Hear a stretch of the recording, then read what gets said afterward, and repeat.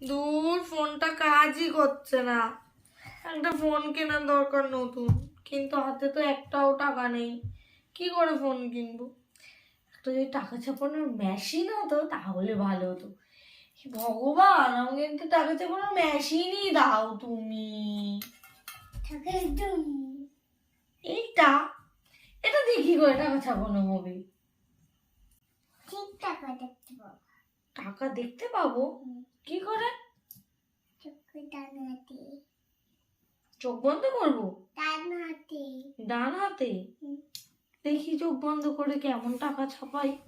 তবে তুমি এই টাকা আসলো।